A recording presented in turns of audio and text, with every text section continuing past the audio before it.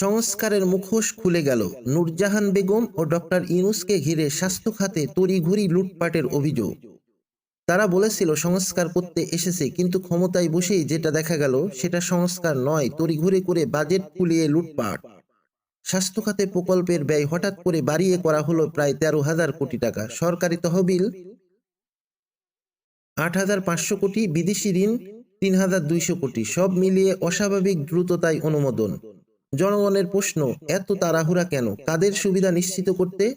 এই কেলেঙ্কারির কেন্দ্রে এখন নাম আসছে স্বাস্থ্য উপদেষ্টা নূরজাহান বেগম ও ডক্টর ইউনূসকে ঘিরে থাকা চক্রের। অভিযোগ উঠেছে, নূরজাহান বেগমের টেবিল পেরিয়েই অস্বাভাবিক বাজেট নির্বিঘ্নে পাশ হয়েছে।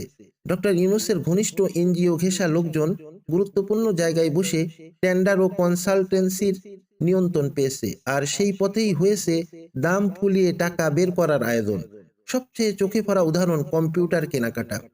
বাজারে যে ডেস্কটপের দাম 50 থেকে 60 হাজার টাকা, সেই একই কম্পিউটার প্রকল্পে ধরা হয়েছে 7 লাখ টাকা।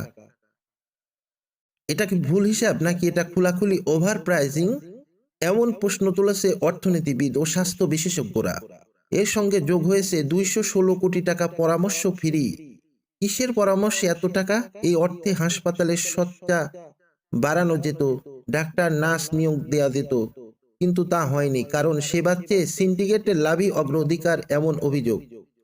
হোয়াইট পেপার রিপোর্টে যখন স্বাস্থ্য খাতে সিস্টেমেটিক দুর্নীতি বলা হয়, তখন এই প্রকল্প আর বিচ্ছিন্ন থাকে না। সব মিলিয়ে জনমতের অভিযোগ পরিষ্কার: বাজেট তড়িঘড়ি বাড়ানো হয়েছে, দাম ইচ্ছামতো ফোলানো হয়েছে, আর প্রশাসনিক নীরবতায় সেই লুটপাট ঢেকে রাখা হয়েছে। আজ মানুষ প্রশ্ন করছে, নূরজাহান বেগম কি অস্বাভাবিক ব্যয়ের দায় নেবেন? ডক্টর ইউনূস কি তার চক্রের ভূমিকা নিয়ে জবাব দেবেন?